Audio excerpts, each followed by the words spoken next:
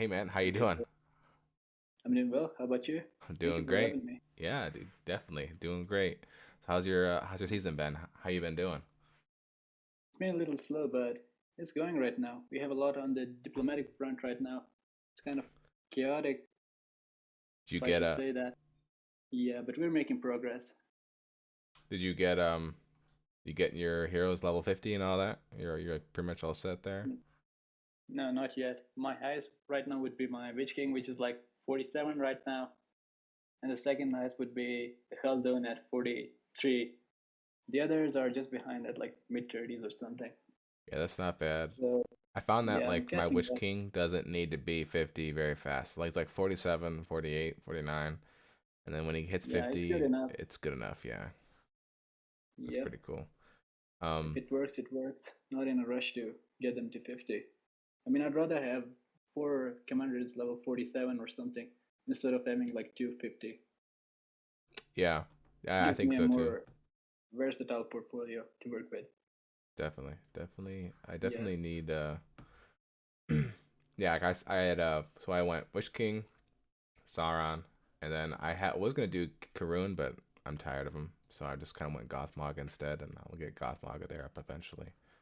But until Yeah, I think then, that's probably a good idea. Gothmog, you can use it for siege and mm. for fighting as well. He's like a very good commander. And I wanted to like pick my heroes to like who I thought like we'd be like fighting against this season, like Yeah. choosing my types, like my matchups or whatever.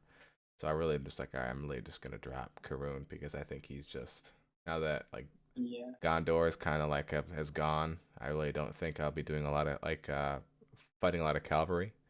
So I'm just like, all right, Yeah. Karun's gone. You know.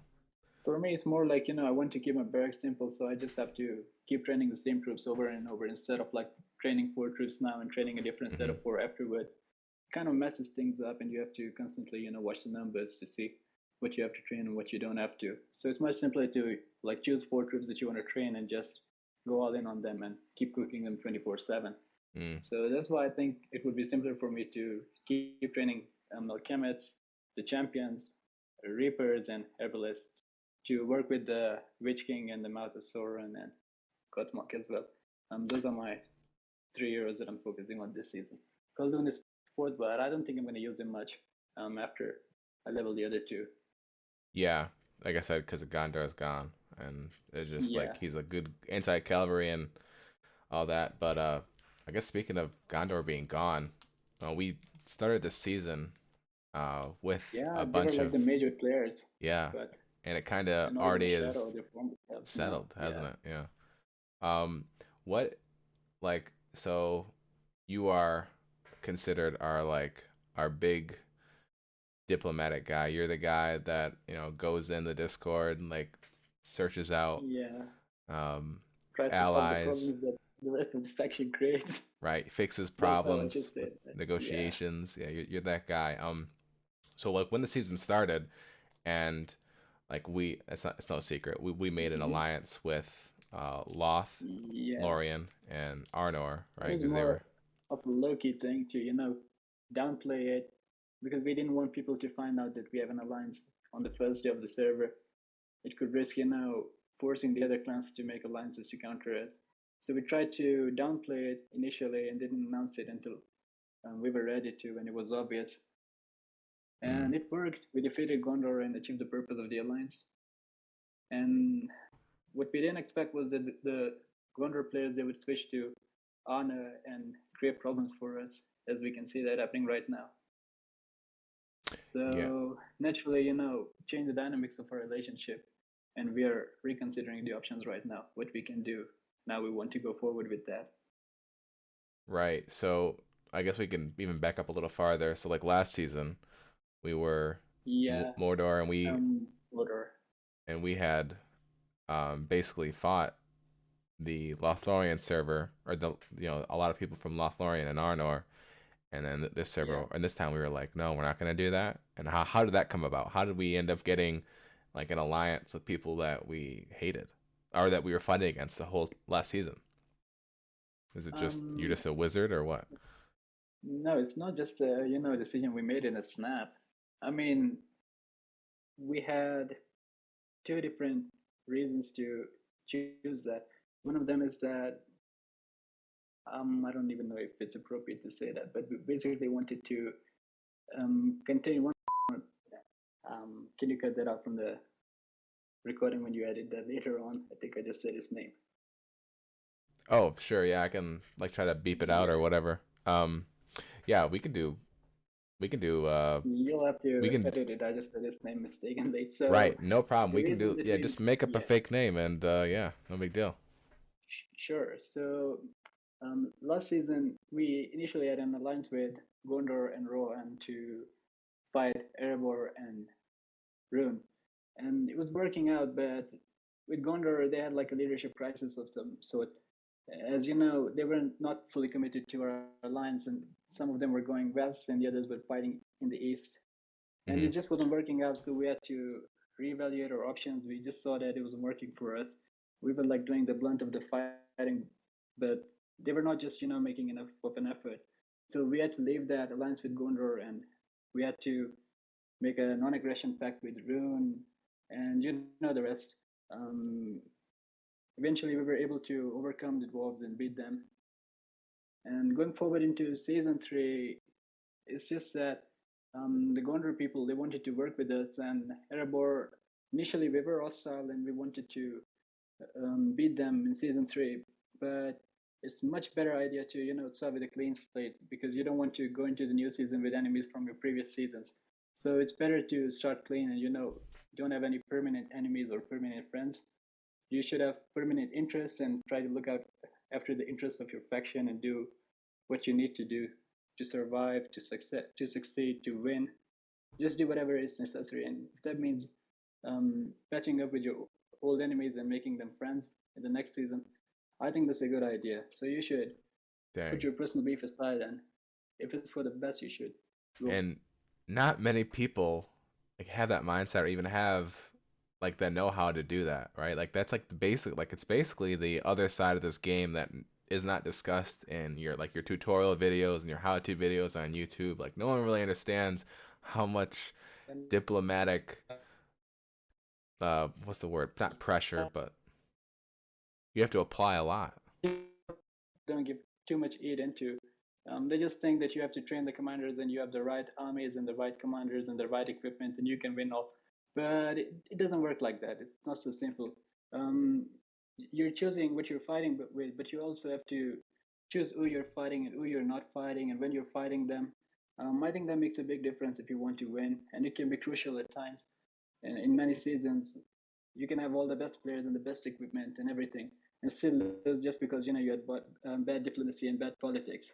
So it's important to put some thought into that process to make sure that you have the right friends and the right enemies, and you're fighting them when it suits you.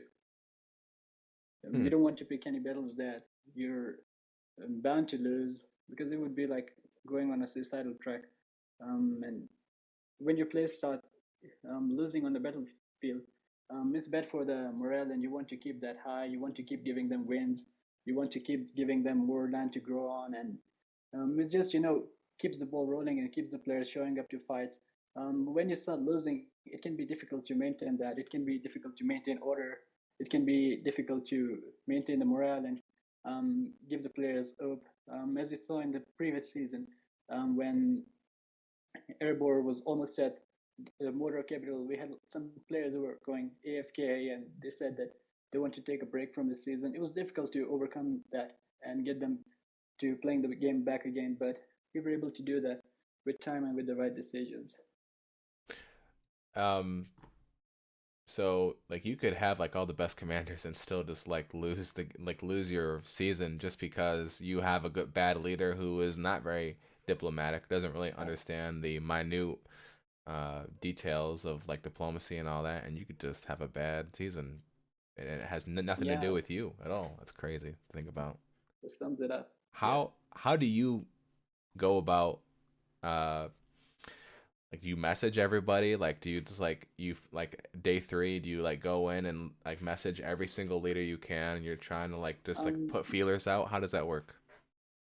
Basically, in season one at least, you will start with fresh faces. You don't know anybody in the other factions, and Day one and day two, you should not be looking to message people from the other factions, and you should be focusing on your development and growth, and you should take the regions closest to you without picking up a fight, because an early war is like a recipe for disaster, and it can destroy your own whole season if you don't do it right and pick a fight early on that you cannot win, or it ties you up, and it ties you up with time and resources, and you're stuck fighting a faction while the others grow, Oh, and so it yeah, can be you don't want to fight early bad then, for huh? you. Yeah. So yeah, okay. So early on, you should try to avoid war for the first week at the very least. But if people are still insisting, and you should just wait and see which factions are strong and they have more people, and look at the population numbers and stuff like that. And you will naturally see, there will be a few factions that you can work with and have some common interests with them. So you should try to reach out to them on like day 4 or day 5 to see, where they stand on these issues, and if there's any room for you to cooperate, and you can have an alliance that is based on mutual trust and mutual benefit. Because if there isn't trust and there isn't benefit for both parties, the alliances are bound to fail. And they should also be based on equal standing. Um, by that I mean it shouldn't be that one faction is strong and the other one is comparatively weak. Because if that happens, it's also highly likely that it won't work out in the end, and the other smaller party will feel cheated when they don't get it their way and they expect too much from the bigger plan. So one thing you should try to do with alliances is try to make sure they're on an equal footing and there's like mutual respect and trust between the factions.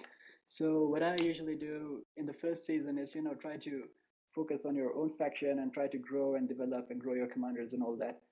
And when you're ready to expand and you don't have any neutral regions around you, that would be a good idea to, look at the map and assess your options. You have to choose your enemy and you have to choose your friends.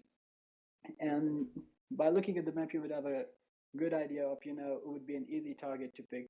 You should try to aim for the low hanging fruits first and get them without much resistance. And when you're ready and you're the T4 units and you have high level commanders and you're ready to go to war, that would be the best time to do that ideally. But sometimes other factions will attack you before you get the chance to do that. So you just have to constantly be on the lookout and observe the developments in the map and see, what can be done, what's happening, and just be observant. That's what I would say. Does location play a part with any of that, like recruiting and messaging? Are you like always trying to be like buddies with your neighbors, or are you just always like, hey, Um, these guys across the map, those are going to be are like the enemy, and then everyone around us is going to yeah, be. well, it's very important to choose your faction because starting location is very important. If you choose a faction that is right in the middle of the map, like Rohan, Lot, or Isengard, you will be surrounded by factions, and it's only natural that some of them will be eyeing your territory. Hello. Hello, are you there? All right, there you go. Now I hear you. Something Okay, happened, and I so was just getting like completely. yeah, I think my connection dropped or something. So if you choose those factions that are in the middle of the map, you have to be careful and you have to play aggressively, and you need to have a faction of tryhards, and you have to attack people before they attack you. Mm, So if you choose a faction that is in the middle of the map, people want a different strategy compared to faction that is in the corner of the map. And usually, it's a good idea to observe your neighboring factions, and you will ideally want to befriend one of them, and you should make an enemy out of the other one so you can expand in that direction. So ideally, you don't want to open like too many fronts because you risk getting ganged up by the factions that you're attacking. So it's much simpler to choose one direction and stick to that.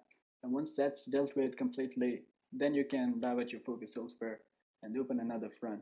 But you should tie your loose ends before opening up another front, ideally. that makes You sense. don't want more than you can chew. Jeez. So I mean, I mean I didn't really think about that. Picking a direction and all that. It's a pretty good idea. It's too bad not everyone thinks about that when they join in. And me personally, I would never go into something like Isengard. I'm at that point where I would never go Isengard because it's the middle of the map, and I just don't want to be in there. Either, even though I like their T4 units and I want to try that at some point, but just because of the location of that, I'm not very keen on playing Isengard myself either. You And know. even with this season, we can see that initially we were allowed to Anna and Isengard couldn't expand in that direction, so they naturally went for Gondor lands in the south. So by that, they have an open front in one direction only, and it was much simpler for them to manage that, and they gained ground on Gondor. But if we imagine, they saw the neutral regions in the south and they saw the neutral regions in the north, and they said, why not go for both of them? If they had done that, they would have been ganged up by Honor and Gondor both. And if we didn't have a pre-made alliance with Honor in the beginning of the season, it's very likely that Honor and Gondor could have ganged up on Isengard to destroy them before they become a problem for them. Yeah, that's a good point, and that's a really good point. Shoot, lost what I was Yeah. gonna say. I was gonna say something about. Um, Hmm. I guess we could talk about Gondor now. And so we pretty Yeah. much like slapped Gondor, and us and Isengard Yeah. took their I capital, mean, we took have defeated Osgiliath, them for the most part. Yeah. Osgiliath, the capital, were headed for Belfast. and that was We have taken because them. we started the season with an alliance that we didn't tell anybody about, right? And so Gondor was like, "Hey, and we want you to join us," and then they were kind of like, well, then what Surprised. did we Yeah. say, right? We said I mean, I'm not the expert here. I think you are. That we said we'll think about it. We'll just we're focusing on ourselves. We'll keep in touch or something like that. Isn't that what we said to them? Okay, so about Gondor, early on in the season, we didn't want anyone to know about the alliance we had made. I mean, it wasn't much of an alliance, but more of a, we can work with you next season, the kind of deal that we had with Lot and Arner. Like we were in touch with the leaders, and with season two and season three, you will have people from your previous seasons, and if you had good relations with them, it's something that you can carry on to the next seasons, and you know those people, and you know if you can rely on them or if you want to make them enemies. So if they're good people and you want to continue working with them in the next season, so it's a good idea to keep in touch with them, and not make enemies out of them right away because they can be useful. They can give you valuable intel about the plans of their factions, what they want to do, um, what they would be interested to cooperate on, um, potential enemies like the other factions that they want to fight. And if you also want to fight those factions, you can communicate with them much easier compared to new people that you haven't met before. So with Honor and Lot leaders, we had that going on because we knew them from the previous seasons, and we'd also established communication with leaders from the other servers that were leading Honor and Lot. So we basically kept in touch with them, and we had somewhat good relations with them from the start. So it was a big factor that this destroy Gondor.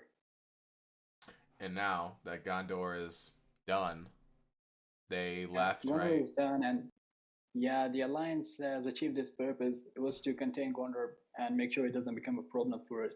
So now that the alliance has achieved its purpose, it's kind of redundant to have it, and players are getting bored right now. And as you can see in this game, you don't have any permanent friends or permanent enemies. You just have permanent interests, and you have to do what's best for your faction and keep the players entertained. So that's what we see happening right now as Honor and LOTR, getting bored, and they didn't have many fights, considering that Aizen and we did most of the heavy lifting against Gondor. And they're Mm-hmm. bored and they want to fight someone, but the other factions aren't just giving them enough of a resistance, so they want to fight us now. And And Rohan, in what that happened to position, Rohan? They yeah, just like they were full. They were full. They were like full when we were. They were just weren't doing anything. I don't understand. yeah, well, with the Rohan, I'll get back to the same point, about the starting location of the map. They were kind of slow to expand and slow to develop. Like, I mean, that 160 power keep that they didn't take for maybe 5 or 6 days into the sixth season when people were taking 600 and 700 power keeps, they took their first 160. So they were kind of slow. And when you're playing Rohan or any other faction that is right in the middle of the map, you have to play very aggressively and you have to expand very fast. And with Rohan and cavalry units, you have the eye speed on your side and you can do that. You have to mobilize the people. And I think it's just bad leadership on their part that they were not able to do that. And they were slow to grow. And, it ultimately came back to them and bit them. Yeah, it's And kind of when crazy. Loden, yeah, when We Loden Variags started to attack, they just crumbled under pressure. we set up this alliance because we thought there'd be a lot more invested players in the upcoming season, right? So we're like, all right, we're gonna get our boys together, get our alliance set, Yeah, and there's gonna be some big players coming in from other servers. and Yeah, and turns out we were the big players. That's what it turns out. Loth was the big players. Arnor is still, they're still there. yeah. Before the season started, we had some friends in the other server that we were merging with. So we tried to, do an assessment of where their players would be going, the strong players, I mean, the people who dominated in their previous season as Erebor. We found out that most of those players wanted to go to Gondor next season. And Gondor had a plan and to contain Variags. And our evil faction wanted to play for Variags and Isengard. And they had said that they will contain Variags if they need to. So we entered season 3 with plans to, counter that with an insurance, and that's why we made an alliance with Honor and Lot. And when things started to get difficult for them, they changed factions. And Honor, I mean, Gondor and Rohan were full factions, but they just didn't give us that big of a fight that we were expecting. It just turned out to be disappointing and boring for a lot of players. And they were like sneaky. They were like, "Oh, we're gonna go over here and try to take their elephants, and then we're gonna Yeah, say the border is here, and we're actually gonna go past the border, and we're also gonna build a fortress past the border too." That yeah. was that was interesting. We tried to make that region school near arid or something to declare it as a no man's land. They're not going to enter that. We are not going to enter that. It's going to be like our buffer. They can do whatever they want in the west, and we can do whatever we want in the east. Yeah. But as you saw, they entered that region claiming that we didn't know that this is supposed to be no man's land. We thought this is going to be a border. We're going to come all the way to your territory and set up here because we thought this is the border. I mean, they tried to be sneaky about that, thinking that we're not going to care, or that they're trying to, strong arm Isengard. They were fighting Isengard we had merged with. So they thought they can get a concession out of us if they see they're setting up force at the crossing leading to our regions, and we will be scared or intimidated by that. And we will, concede the regions or ask them to um, ask Isengard to leave the regions for them. But it didn't end up that way. That's a mistake on their part that on one hand, they're trying to strong arm our allies. On the other hand, they're trying to negotiate with us and trying to get a concession out of us. I mean, what do they expect with that? You can only have one or the other. You can talk or you can fight. You cannot do both at the same time. And if And I found that bullying in this game never really works. If you want to bully people and if you want to be sneaky about that, it's just going to convince the other servers to gang up against you because they will see you as a bad actor who plays unfair. And it's very important to maintain a good reputation because you don't want people to see you as the bad guy. Because if they see you as the bad guy, it's very likely that they're going to try to fight your faction and they will know that you will not play fair and they will see you as a threat and they will right, see you as unreliable. and they So can recruit important others. to, Like, yeah. hey, this guy's Mordor from the real Lord of the Rings. Season 2, yeah, Yeah, it's we that must. guy that betrayed that faction in the previous season for the ring. You should know about that. You cannot trust them. And if you Yeah, have a reputation like that, it sticks and it's hard to escape that. And right. with a reputation like that, people will be your potential allies in the next season will be hesitant to work with you because they will know you as the guy who backstabbed their allies in the previous season. And all So you want people to need is maintain, one excuse. All they need is one excuse to, all right, he's evil. yeah, I'm good. He's you evil. give Let's them kill that, him. and Yeah. they're gonna gang up on you. Yeah, He's immoral. Wow, I can't believe he did that yeah, or said that. All right, guys, and then they're everybody gonna fight kick you him for it. out. Yeah, kick him. So now Arnor is got Hmm. all the ex Gondor players Yeah, and all the the ex big players. Gondor players. Yeah, all the smart ones, right? Because Yeah, technically you are smart to leave because Gondor was doing a lot of things that were wrong. And yeah. It was about to get difficult for them, and they jumped just at the right time before the factions lock. yes, So good. they still had, a chance to salvage their season and get something good out of it instead of staying in Gondor. That would have ruined it for all of them. Hmm. So I would say they made a smart decision at the right time before it was too late. But they're also very angry and not fans of Yeah, us. and they So, want to get back at us but for we're in the attacking alliance. them, or Yeah. yeah, it's So difficult now, to maintain an alliance with people like that who have grievances against you and yeah. they have grudges that they want to take out on you. So as we saw that with M's Deep, we had agreed with Honor that it should be left neutral, but those players went against the word of their leader and they took it anyways. And that's what happens when there are people in a faction that are not happy with the decision of leadership and they have grudges. So you have to keep that in mind too when making any decisions that affect players like that. Yeah. It is, and now we're just like left holding the bag. Like, well, we were allied with these guys. We still would Yeah, like to be allied.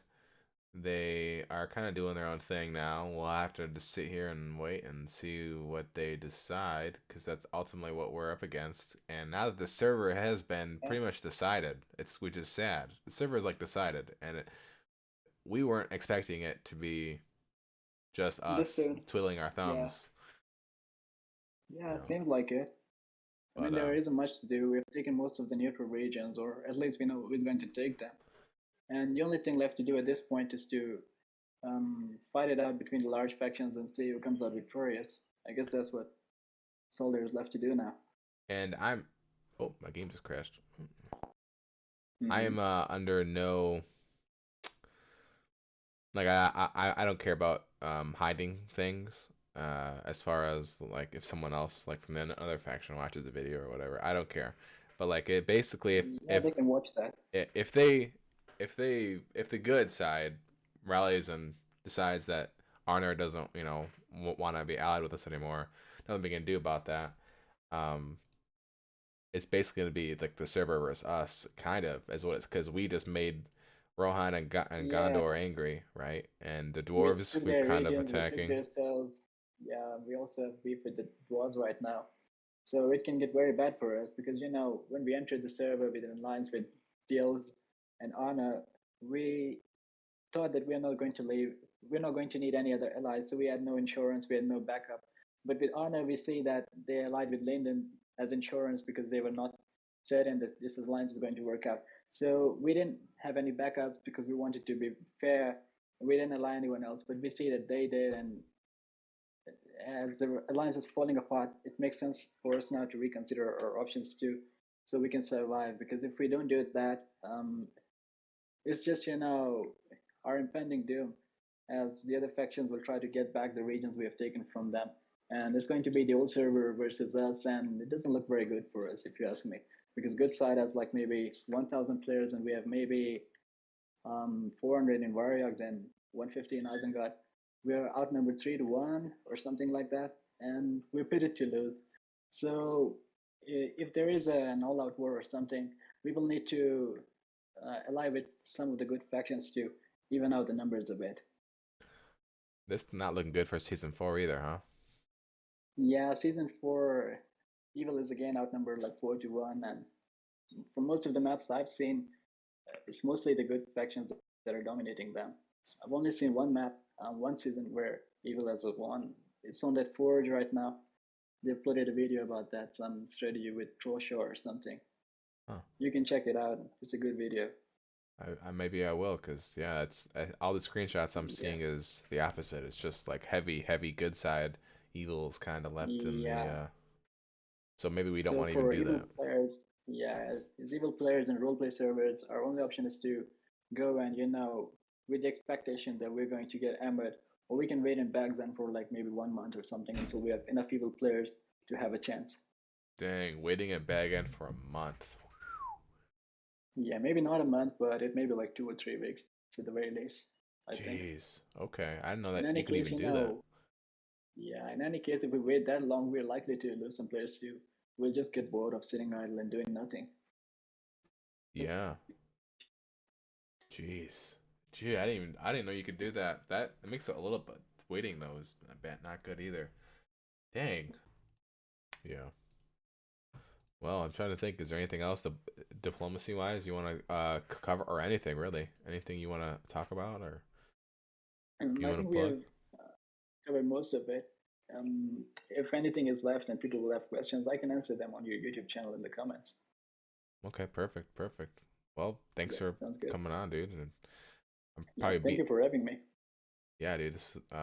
It's it still boggles my mind how much work you have to do. Yeah, Just outside of the game, that you're like messaging people, shoot, I'm just not social enough, it's a lot to or manage. Yeah, yeah, like I mean, I have my Discord to all faction leaders, and I'm getting messages like every hour or something. Sometimes I'm at work or something, and I have to wait for 5 or 6 hours until I respond them. And by the time I do that, they've talked to someone else already, or they will think that I'm ignoring them, and it's bad too. So you just have to constantly observe things and keep communicating with people. So it can be a tough job if you're not up for it. Right, and you get burnt out too. Jeez, you can get real Yeah, burnt out real quick. really quick. I On agree with that. on behalf of all the evil side players, man, we appreciate all the hard work you do for real. Like dude, it takes a lot Thank you, of man. time and effort, and I couldn't do it. Yeah. God bless you, man. Jeez. The good thing is that in season one, I was doing all of this alone, but in season two and in season three, I have some help now, and it makes it much easier to have 4 or 5 people who are doing this instead of one people who does all of that. In season one, I was burned out, and I wanted to quit because there was too much to handle. But in season two and season three, I had help from some other members, and it just made it much less stressful. So it's good to have a team. And then to do all that hard work and not have a good season would be quite demoralizing as well, you know. Yeah, it sucks. Yeah. Oh When we man. were on the verge of losing as Motor, when Erebor reached the Black Gate and they were pushing for our capital, it was like a very difficult time for me because I spent so much time in the game trying to work on alliances and stuff, and Gondor wasn't serious. And it came back to harm us. And our morale was at an all time low when they were pushing for our capital, and it was very difficult to mobilize people to fight back and regain the territory and the Black Gate and push them to Ammon. But we did that somehow. I'm surprised that we did that, and I still ask myself how it was even possible. But I'm proud that we did that. Yeah, I think what it came down to there was the location of their bases. They couldn't reinforce fast enough because you know, the Black Marshes, you Yeah, can't like move closer. So we they had had their the bases in advantage. Daggerlad, and we had them at Yeah. You close to the capital, and we had an easier time with cleanup. right. Yeah, I think that was a decent part of it, you know, Yeah, because they in could this game, stack. reinforcement time is very important that you have to reinforce faster than your enemies, so you can hit them twice or thrice before they can reinforce. Yeah, like I'm always checking this Yeah, store for more relocates because those are in high yeah, they've been demand. kind of rare this season. I've only been able to buy from the Warband store once, and I had to use the gems to do the Oh, other times. I haven't done that yet, Yeah, thank God, but it's been pretty close. yeah, it's kind of tight. What are we doing now? Oh, we're just waiting, huh? We're just waiting for everybody to. We're just waiting for them to figure out what they We're want to waiting do. for the other factions to make the first move so we can decide how to respond. Okay. Because you don't want to be the bad guy to land the first punch. If you want to maintain a good reputation that you're not power hungry, greedy faction, it's much easier to do that if you're the guy that responds instead of being the guy that breaks the alliance and lands the first punch. So we're waiting to see how Honor and Lut will respond. We were communicating with them earlier, and they said that they intend to take the 2 neutral keeps first, and after that, they'll see what to do. So I think it would be reasonable to expect that there's going to be a war in like maybe a day or two tops. So right now, we're just going to wait for them to make the first move, Yeah, and that we'll prepare in the meantime. because Yeah. why would they care about taking two neutral keeps? That way, because if they weren't thinking about war, right, then they could focus completely Yeah. on fighting us and not have to deal with sending troops to It's much keeps. easier to get it out of the way and focus your full concentration on war efforts instead of worrying about neutral keeps that somebody else can, reach and place a fellowship fortress over there. I mean, there are other factions in us too. There's Gundabad that is somewhat active. There's also Gondor and Rohan that are still somewhat there, even if they're not fully there. And they Yeah, can, cause damage too, even if they are weakened right now. it's hard They not to can take come back offense and, in this game. It's yeah, just hard not to take offense. Like I'm trying, like you just try not like it's just a war. It's just a game for one, but it's also war. You know what I mean? And this is what happens in war. And yeah, but my all is goodness, fair. it's so, yeah, right. Sometimes it's kind of hard to take offense. You try not to take offense. It's like, ugh, Yeah. you slimy mother effers. Um, No, I'm just kidding. I'm just kidding. It's okay. yeah, all good, man. Yeah, it's all I good. just think it's a game, and I personally, don't take anything too seriously. If somebody betrays me, I'm not gonna, start cursing them, because at the end of the day, it's just one game, and people are just trying to have fun and have a good time and win. So I don't blame them for that. It's a war game, and even in war, people will do whatever is necessary to gain an edge over their enemies. So I don't blame people who play dirty in this game. But even though it's not something I want to do myself, I get where they're coming from, and I don't blame them for that. All right, and for my final question for you, I guess, because I know we've been wrapping up for a Yeah. minute, but it doesn't matter. Do you Hmm. believe in giving people keeps back at the end of season, like the seasonal rewards? Do you believe in letting everyone, after everything's said and done, uh, like get some I, seasonal points, yeah, I or do personally you? think it's a good idea to keep the people happy because you will be playing with a lot of the same people in the next season. So if you want to keep them happy as potential allies next season, they can work with you. It can work in your favor if you're the good guy, if you're the generous faction that's giving back capitals and regions to the smaller factions for season points. So it can work in your favor if they see that you're not the greedy guy that just wants to dominate. And if you have that reputation that you're the faction that wants to take everything and say fuck all, it can backfire in the next season as people will be cautious to work with you and they will try to gang up on you and continue sooner rather than later. So it's a good idea to have a good reputation going into the next seasons.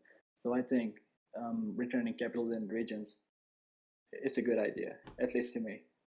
Yeah, it sounds like it could be a good idea, and give because I could see like the I could see the argument, right? Like you don't want your enemies, especially good factions, getting more Yeah, that's gear, but it dangerous seems like sometimes. the gear isn't really worth it. Like the seasonal rewards, like Yeah, it's it's more like about the principle. I mean, it's just another feather in the hat for us, but those regions and the titles that they get with them, it's like a lifeline for them and something, about respect and their self worth that they associate with the titles. I mean, if somebody sees they were, forced to have an explorer title compared to somebody who had a defender title, it makes them feel better. So if they go into the next season with this title instead of the other one, they will be more inclined to work with you, I think, because the title and reputation is something that just sticks, and people associate it with their value of how successful they've been.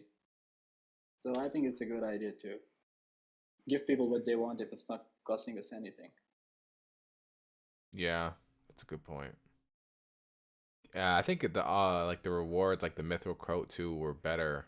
Like in Yeah, the earlier seasons, that was in that the they had more season of an one. impact. Yeah, more of a big impact. Yeah, Now that it's like because whatever. season two, yeah, the Vapor wasn't very impressive either, and season three, I think it's at Elmid or something. I'm not excited about that.